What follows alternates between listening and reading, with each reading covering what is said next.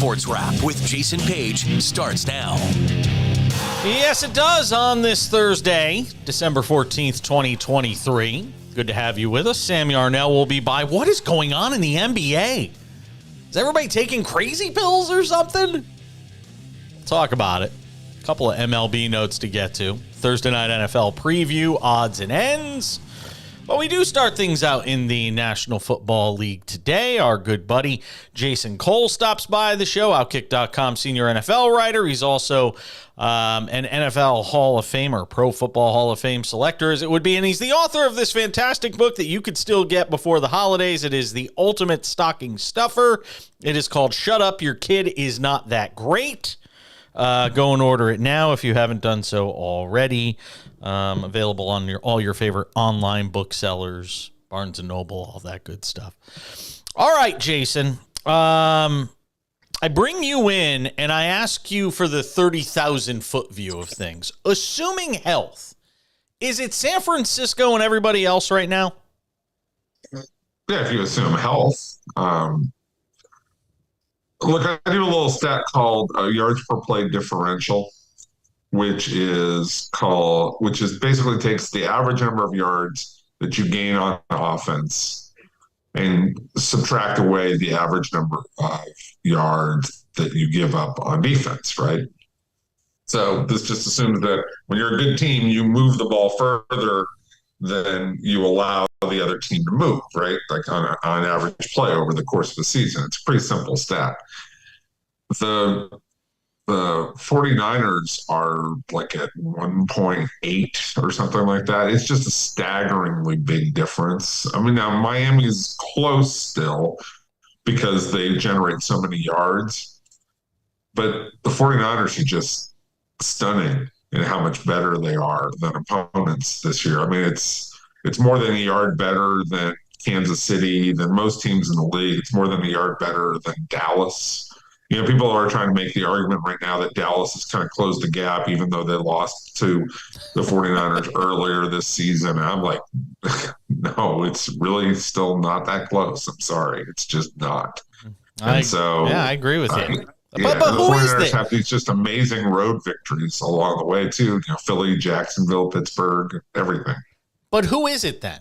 Who is the team, if there is one in the NFC, that would scare you when we look at the body of work of everybody? I don't see one that would scare them, especially if they're going to be at home the entire postseason, which they have a damn good shot at. Make the argument. Is there an argument to be made for somebody? Yeah, Philadelphia, if they're healthy. Now, Philadelphia right now is A, not healthy, and B, they look tired and kind of shot because they've gone through a rough stretch of their season. They had a lot of high wire act games against tough opponents who were physical, and the last of those, the last two of those have been San Francisco and Dallas, and San Francisco beat them up pretty good in that game.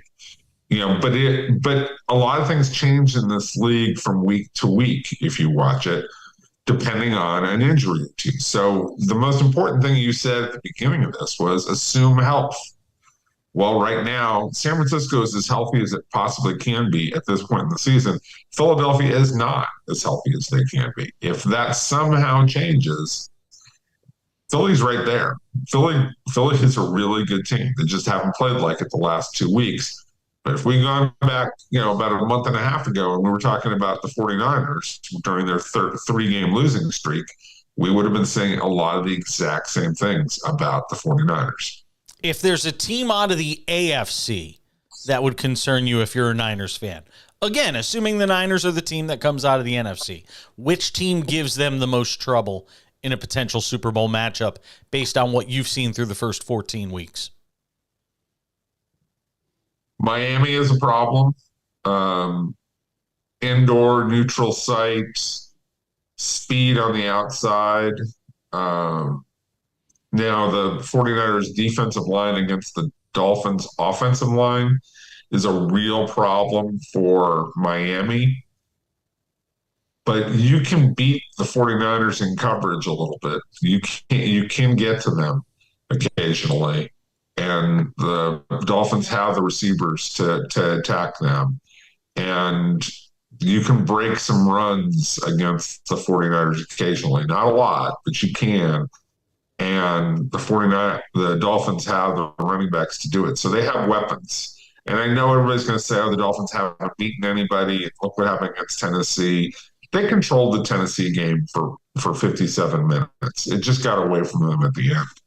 Their defense has gotten better. Their major concern is the offensive line is not healthy, and it throws off the timing of what Tua is trying to do if they don't give him at least some time up there. How much, now that you've had a chance to sort of let the dust settle from that Kansas City Buffalo game last Sunday, how surprised are you, both with the reaction we saw from Patrick Mahomes and everything that's sort of come since, as it relates to, the way the team's sort of gone to bat for Kadarius Toney? You get the Travis Kelce stuff on his podcast where he's saying, F the media. You got, trying to blame it on the media, which, look, he's going to bat for his guy, Kadarius Toney. I get it. They don't have any choice but to. They're stuck with him for the rest of the season. They need a receiver. They need him to try and get better. How surprised are you with what we've seen here over the last week with Kansas City and this turmoil they've been kind of consumed with? Look, they're going through something they've never gone through. Yep. Okay. Their offense isn't functional right now. Okay. It's just not. And yeah, again, this is something I wrote about this week. They badly overestimated and missed in a gigantic way on not only Kadarius Toney, who has lost 2 games this season by himself. And it's hard to say that any one player I've said the same thing ever costs you 2 games, but you can directly say this guy cost them the Detroit game with those 3 drops. He cost them, the Buffalo game with this penalty. And they're stupid ass mistakes. Okay. They just are. Okay. These are blunders. These are concentration issues. Even the drops, as much as you want to say, well, drops are physical. No, when you have 3 of them, it's a concentration issue. It's really, just catch the ball. Those were not difficult catches. And so, they're going through a level of frustration that they have never gone through. They've never had their offense just completely be shut down for a long period of time, where it's one thing or another. I understand Mahomes' frustration. I understand, what Kelce is trying to say and do. They're trying to pump this guy up and get him ready for the playoffs. It's the way that Andy Reid does business. But, we know right now that Kadarius Toney, Sky Moore, who's been even worse because he's disappeared, and Marquez Valdez-Scantling, those 3 guys are gone. They're just gone after this year. Maybe they come back to compete for a 5th receiver spot, but those dudes are just out. All right. And they have to be replaced and upgraded because the Chiefs just badly missed on this guy. And I know people say, well, they traded Tyreek Hill. Look, they could get away with trading Tyreek Hill because they still had Juju Smith-Schuster, who was a competent wide receiver.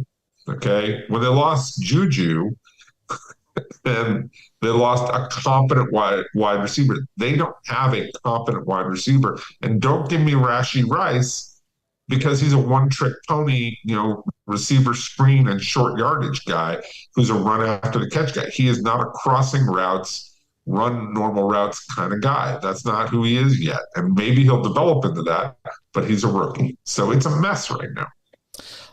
Move to the Bill Belichick story because, look, you've been around this league a long time. You're a Hall of Fame selector.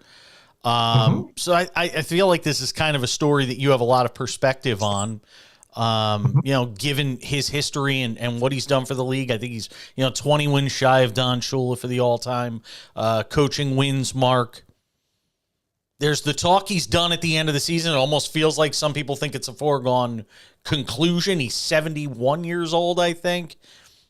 What's next for Bill Belichick? Is there going to be a team out there that says, hey, let's take a shot on him as our NFL head coach? Can he connect with players? His style?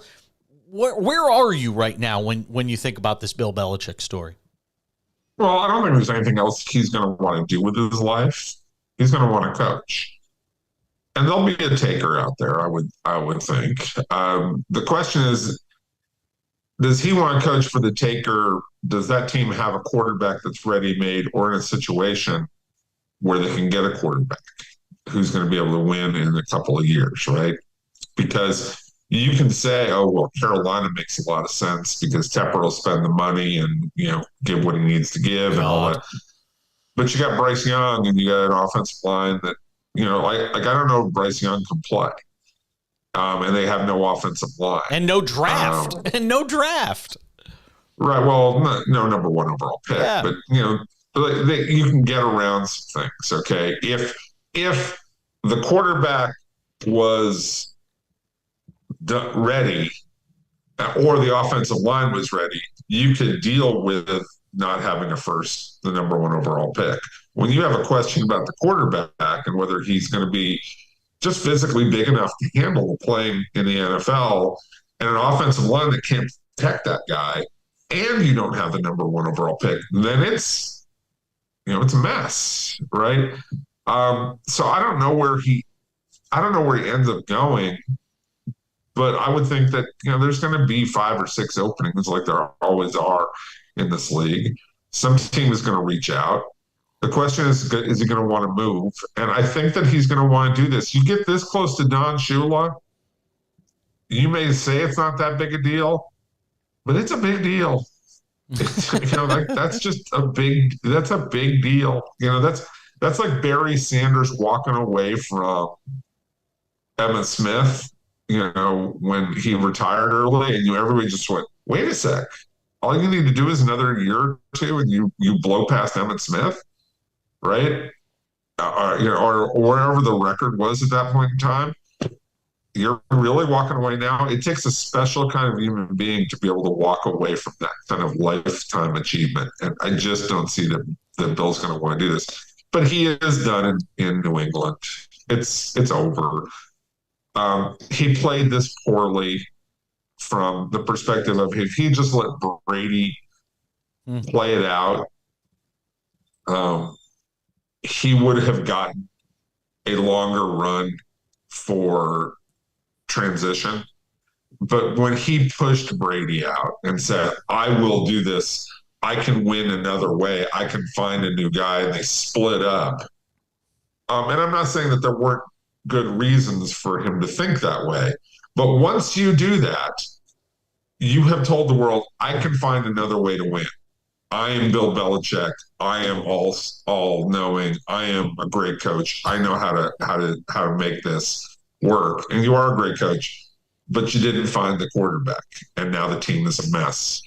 And now the team has to find a new quarterback. And are you going to be around for the long haul to train that rookie quarterback?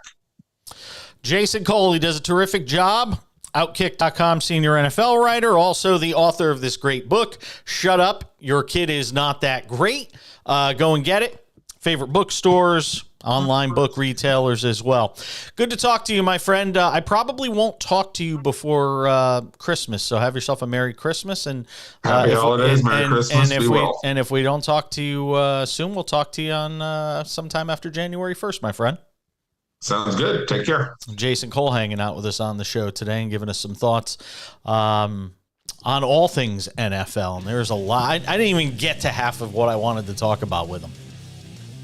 It's the difference between TV and radio. TV, you got this much time. Radio, you got all this time. Sam Yarnell's coming up on the other side. What does he think of all the dysfunction? What is going on in the NBA? Draymond Green, crazy story with him. Giannis Antetokounmpo losing his mind last night because of a basketball. It's absolutely nuts. Maybe we'll get to a couple of MLB notes as well. Where's Yamamoto going? Has he? Nope, hasn't signed anywhere yet. We'll get to that too. Thursday night NFL predictions, odds and ends. A whole lot more to do on this Thursday edition of the Sports Wrap.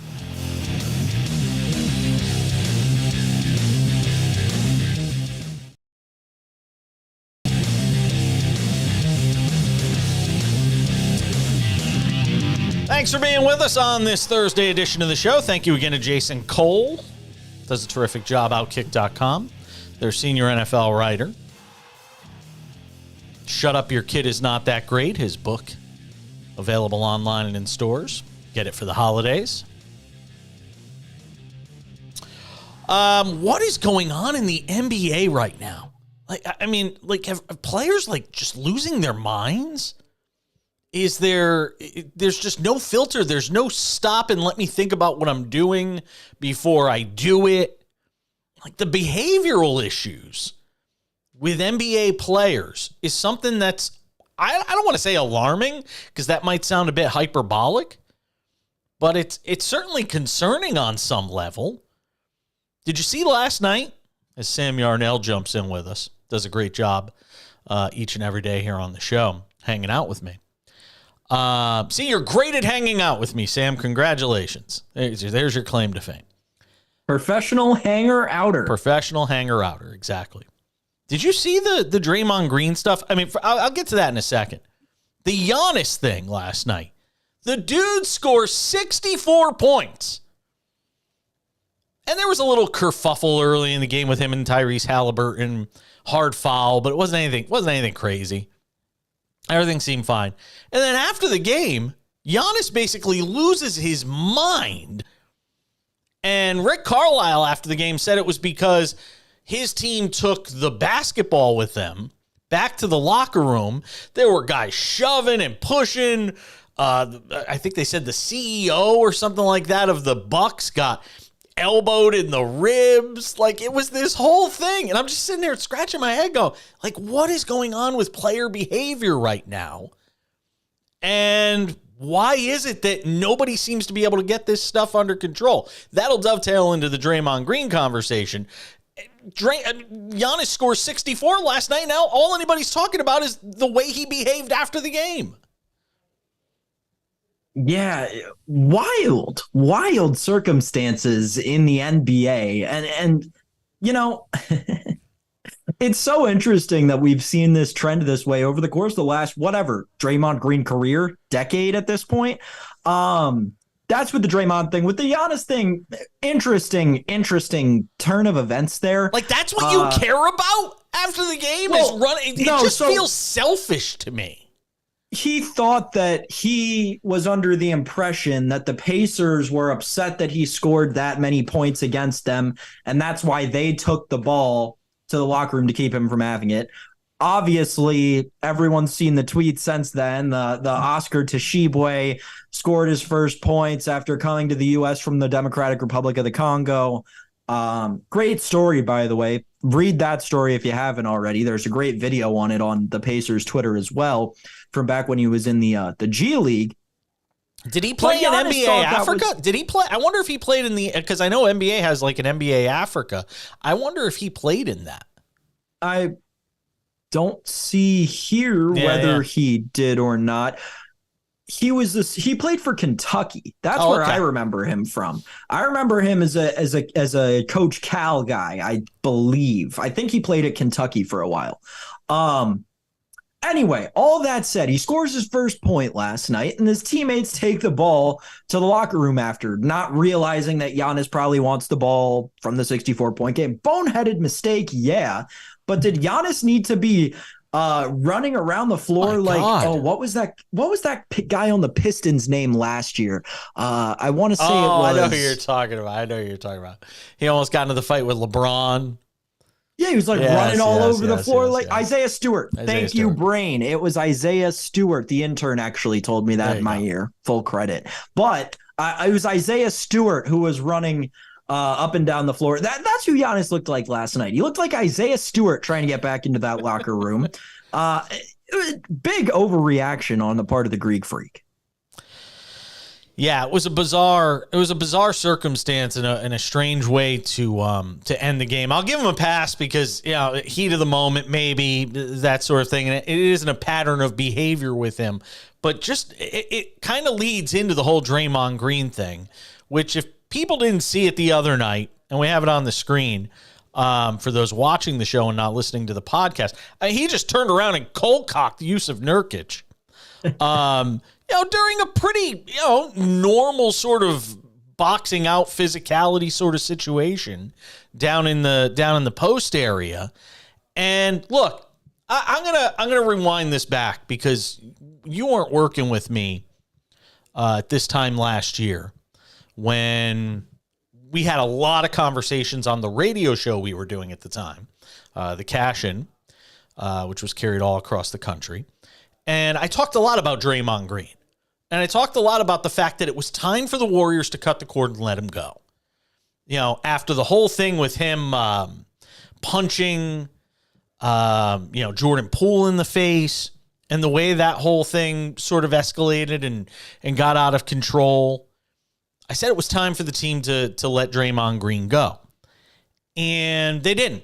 And they did the exact opposite. In fact, they sent Jordan Poole away. And again, Jordan Poole may have had his issues, whatever.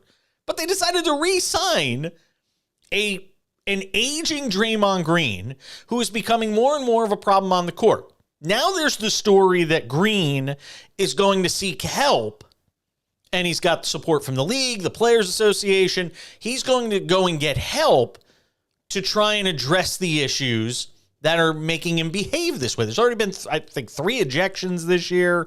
You know, we've seen these incidents that continue to be an ongoing problem.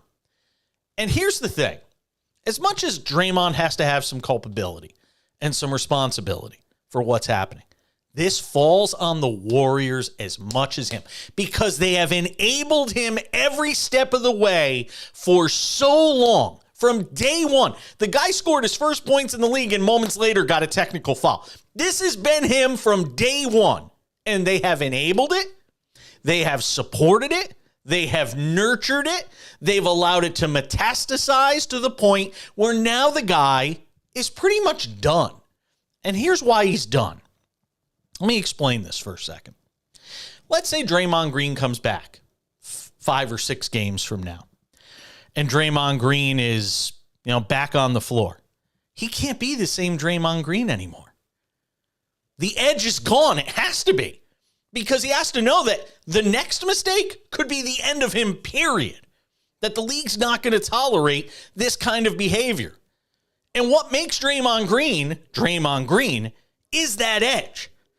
And how can he play with that edge and not occasionally go over the line? And whether it's 3 months from now, 9 months from now, a year from now, he's going to cross that line again. You don't just suddenly say, well, I'm going to get help. And all of a sudden become softer, smoother, nicer, more gentle Draymond Green. It's not going to happen. That's not how this goes. That's not how this story ends. So the Warriors have fouled this up every step of the way because this was a step that should have been taken years ago after he cost them arguably an NBA championship. This should have happened a long time ago. So to me, it's too late. And I think the die is cast with regard to the way this story ends for Draymond Green. And on top of that, remember this. This is a guy that wants to get in the broadcasting booth after his career's done. This is a guy that's going to want to be on the air somewhere. How many networks are going to want to hire a guy that behaves this way? Be interesting to see that as well.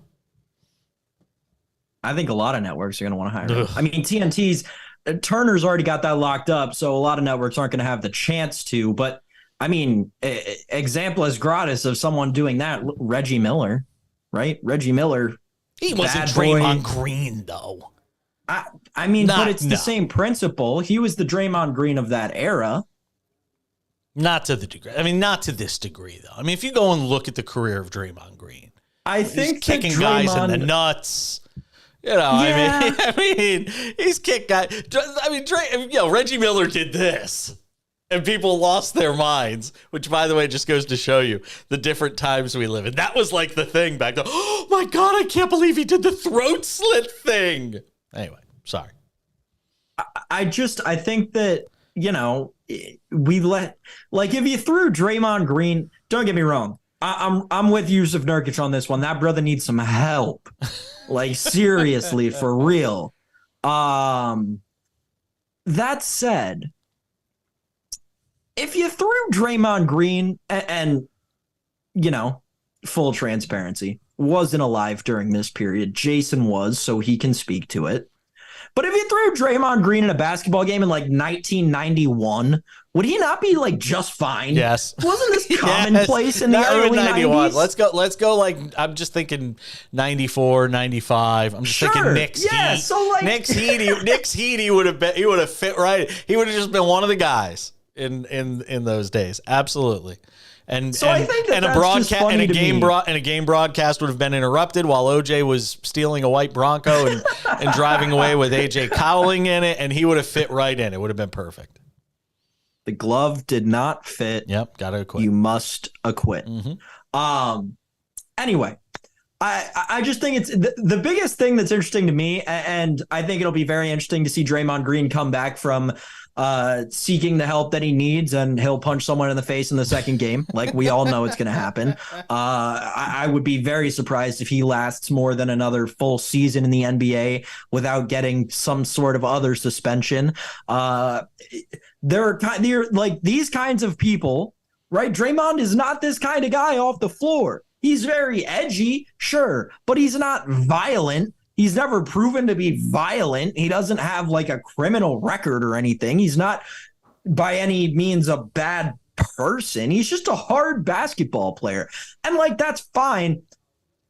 It's not bad. It's not good in 2023. It was, like Jason said, good in the early to mid 90s.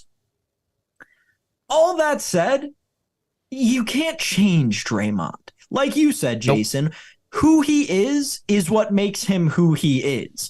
So trying to change that, especially with a player at that age, like the Warriors tried to change it when they thought Draymond could still shoot threes back when they were going on their dynastic run. Yeah. And he proved that he couldn't actually play, NBA basketball without being that guy. So they let him be that guy, and that's fine. But if you take that away from him, the Warriors already know what they're going to get. And that was 10 years ago, 10 years younger. Yeah. Now imagine what they'd get today. It's not good. Nah, he's an offensive liability. And now he's a liability just in terms of his behavior being so erratic that at this point, you just wonder what they do with him the rest of the way. And Joe Lacob's got to be kicking himself right now for giving Green the deal that he did. But I told you so. I told everybody. And watching all these buffoons on TV now saying, well, now it's a problem. It was a problem after he cold-cocked Jordan Poole in a practice on video for everybody to see.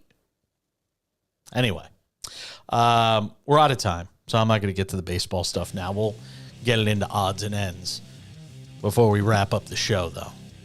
So there's an interesting note in the Shohei Ohtani contract. We're learning every day. It seems like we're getting a new nugget out of the Ohtani contract. So I want to get to that. And what's happening with Yamamoto? Who's going to get him? Sounds like the Yankees are still the favorite. Thursday Night Football, we will preview it. Other NFL notes, stick around.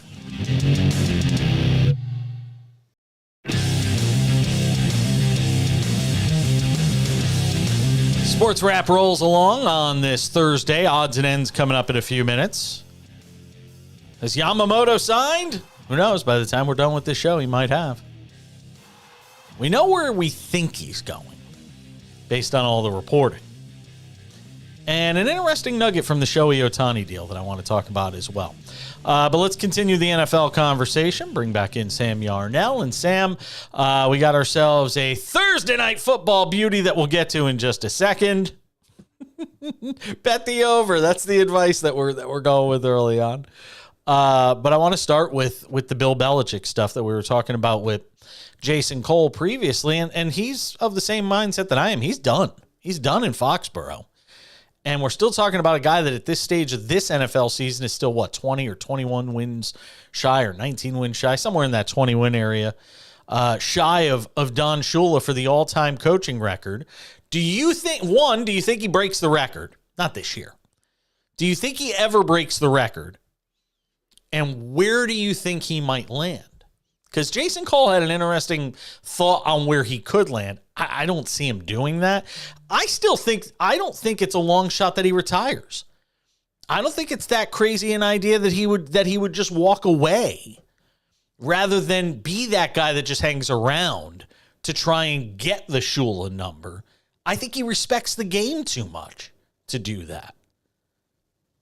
Yeah, I'm with you, Jason. It's hard for me to see him coaching anywhere else. I think realistically, the only place that you could expect to see him is Washington, because a myriad of reasons. He's a defensive coach. They've got one of, if not the best, young offensive coordinators, or just offensive. He's not necessarily young. Offensive coordinators in the league, and Eric Bieniemy. Bill Belichick is a short-term coach, still gives them the option to hand the keys to Bieniemy when he's gone. Also puts Belichick near Annapolis. I would say Landover, probably a 45-minute drive from Annapolis, maybe a little less. And Ashburn, where the football team or Commanders practice facility is probably an hour and 15 minutes. So theoretically, I know Belichick has always talked about wanting to coach lacrosse at Navy. He could still theoretically do that while coaching the football team, which is, crazy, but it's Bill Belichick. It's not out of the realm of possibility. To the record, I don't think he'll get there, because realistically, you put him in that Commanders locker room and you're not getting there with that, even if you're there for 2 seasons. I think there's a greater debate that needs to happen about the greatest coach of all time, because I know people of my generation specifically are so quick to say, oh, Belichick is the greatest to ever do it. I think this season, if anything, is proving that is not the case. I've never called Bill Belichick, you're not going to say that there's a better coach in the game when we've got the trophy that everyone fights for at the end of the season named after one of the coaches. You're just not going to tell me that there's a better coach than that. Don Shula is better than Bill Belichick. Quite frankly, Bill Belichick top 5 fringe. Yeah, sure. But we seriously need to open the discussion up about, is he actually the greatest coach of all time? Because reality shows you that he's not anywhere close. Yeah. I think he's top 5. I think he's top 5. I think he's probably top 3. I think you could put him top 3. I think it's simply unfair to say that, Tom Brady could have done it, won all those titles with another head coach. I think they met at the right time in their lives, and I think it was the combination of a certain style of coaching with Bill Belichick that was accepted, that was embraced, that was received, that worked, frankly.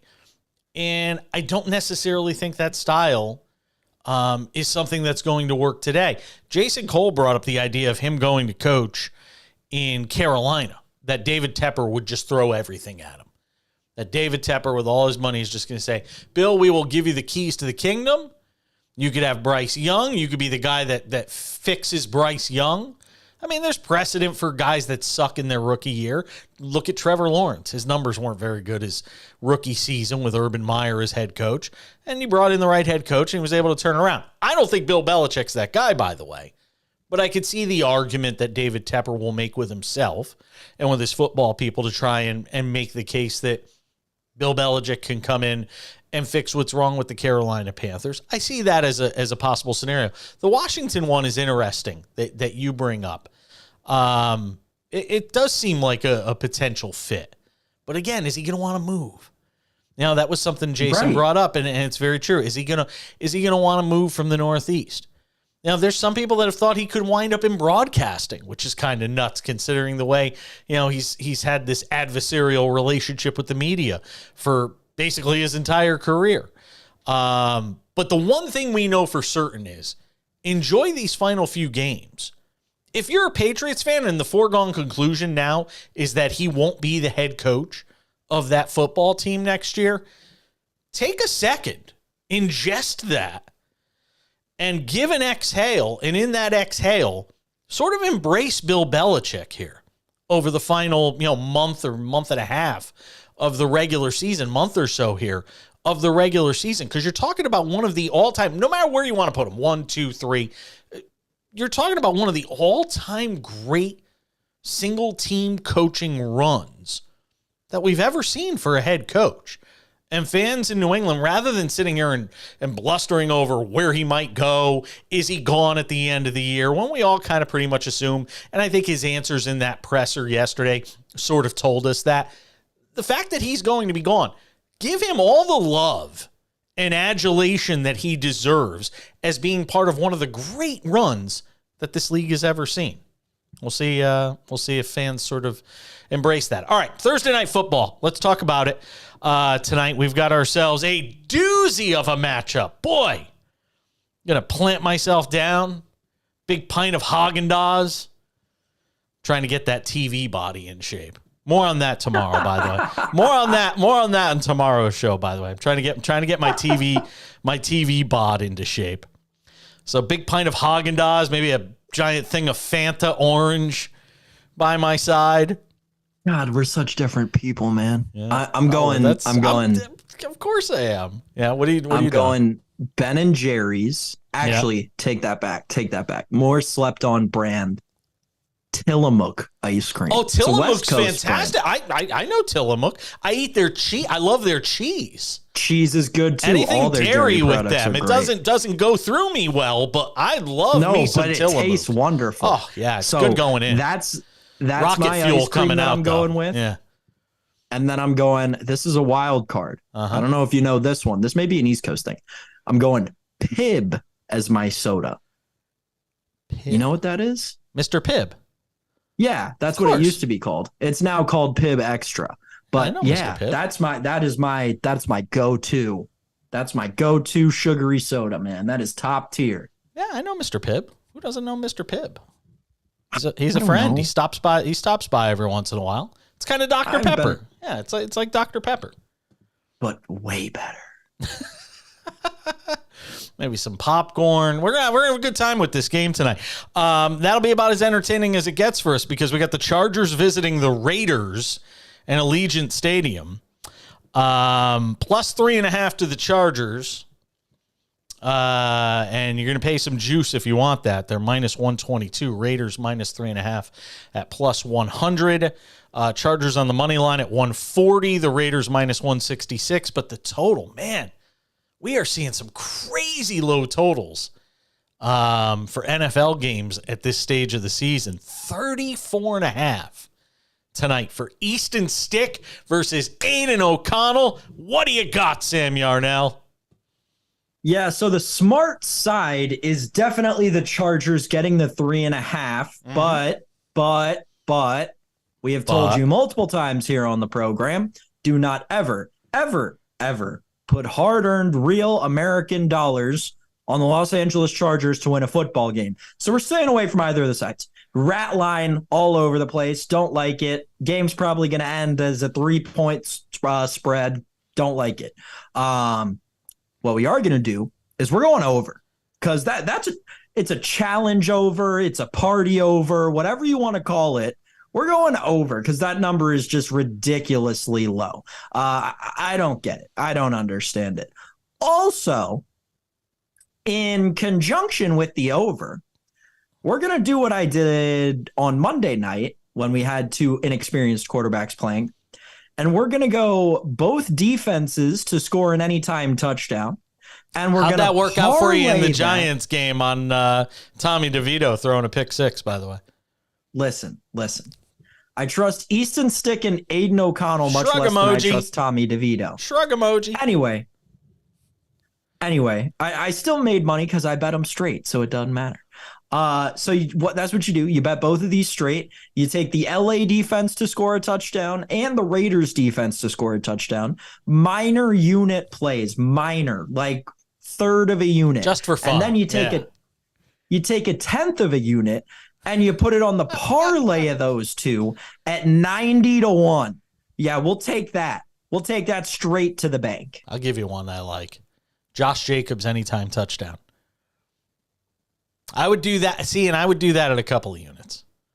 But you're laying. Oh, you're not laying juice. It's plus 120. It's plus money. 120. What are you I talking thought it was about? minus 105. I thought it was minus 105. Matter of fact, I like it as first touchdown too. I like that as first touchdown. Might have to Venmo you some money. We're giving out winners. I am with you on the over. I like Josh Jacobs anytime touchdown, 2 units. I like first touchdown Josh Jacobs for like a half a unit. I could probably do like a half a unit on that. Yeah. What? Why are you giving me that look? Half a unit on 5-1. My gosh. Why not? You got money to blow. Hopefully. Aiden O'Connell minus 125 for most passing yards in the game. Easton Stick is minus 102. Aiden O'Connell 192.5 for his throwing total. Easton Stick is 184.5. I wouldn't be shocked if both of these went over. And we better combine. Like, FanDuel needs to hang a prop that's a combined passing yards in this game. Because I would go over that. I would go over that. I like that. I'm looking at it, but I don't see it. Alt passing yards for Easton Stick. Two plus passing touchdowns at plus 370. Yeah. No. Not touching that. No, not touching that. Nope. Don't get crazy, folks. Bet within your means. I'd rather bet Austin Eckler to score twice before taking that. Fair enough. We have had our say. You take our advice at your own peril, but I know I've been doing really well lately. Sam's been Mr. 500, but in the primetime games, he's done all right. He's doing all right. When we agree, it tends to work out. Yeah. All right, odds and ends to wrap things up on the other side. Tell you what we got coming up on tomorrow's show as well. It's the Sports Wrap.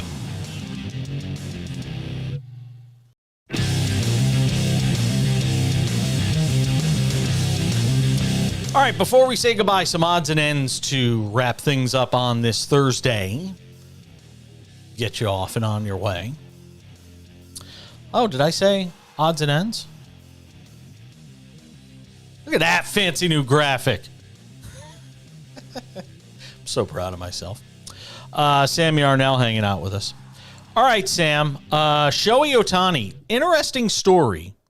And every day it feels like we get a new sort of wrinkle to this contract. The newest one is there is an opt-out for Ohtani in this deal. He can opt out any time if either Andrew Friedman walks or the team is sold by ownership. So if either of those two things happen, he can walk at the end of, a particular year of his deal. Or if his translator gets fired. Is that in there too? Yeah. Yeah. He locked up the translator for the next 10 years. That's incredible. And it's the same translator he had at the Angels. He took him with him. That's pretty wild. Here's the one thing I'll say to this, though. The Friedman part of this is very interesting to me. Yeah. Because if Friedman ever butts heads with ownership, say they don't let him get what he wants, he's got leverage. Because he could say, well, you know what? I'm walking, and I'm taking Ohtani with me. Like, to me, that aspect of this, I don't think it can be understated. Or it could be overstated, sorry. I don't think it can be overstated what it means to have that kind of leverage if you're Andrew Friedman for the next 10 years, or at least the next 5 years when Ohtani is in his prime. Yeah, it's a hell of a spot to be in. No kidding. Yeah. It's like having tenure at a university. That's the catbird seat, man. Yeah, it is. It's an awesome spot. The only thing that I keep taking away from this contract is the deferred money is just, it's so unbalanced. I feel like it's going to lead to so many problems when we get to 2034. In what way?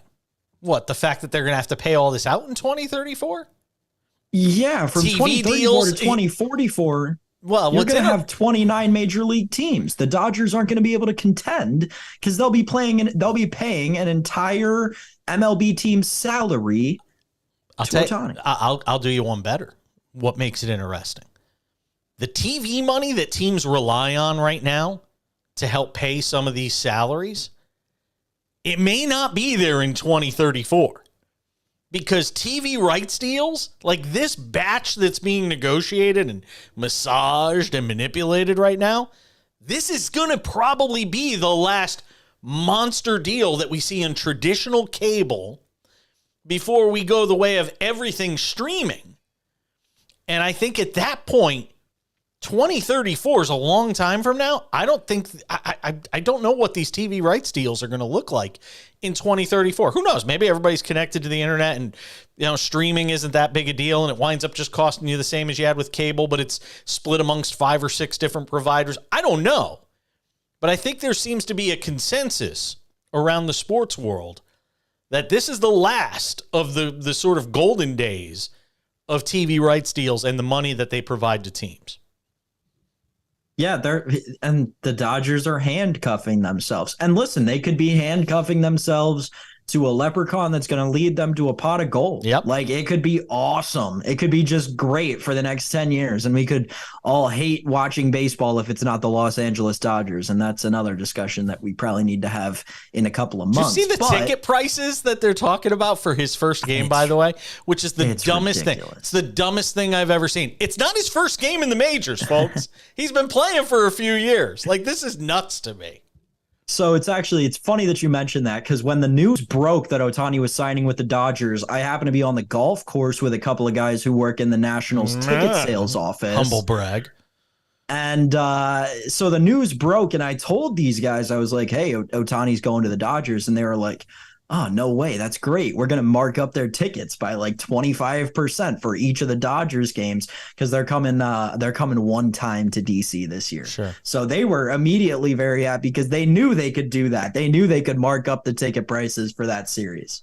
There's another big story in baseball, and that is where Yamamoto's going to land.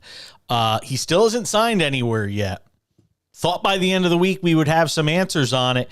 It sounds like the Yankees are still the favorite to land, the best pitching prospect that's still out there on the market. And I say prospect because Blake Snell is out there. There's talk of Glass now to the Dodgers. We're still keeping our eye on it, but it sounds like the Yankees are still the favorite to land Yamamoto. I know Mets fans, that breaks your heart to hear, but that does seem to be the consensus right now, is that Yamamoto to the Yankees.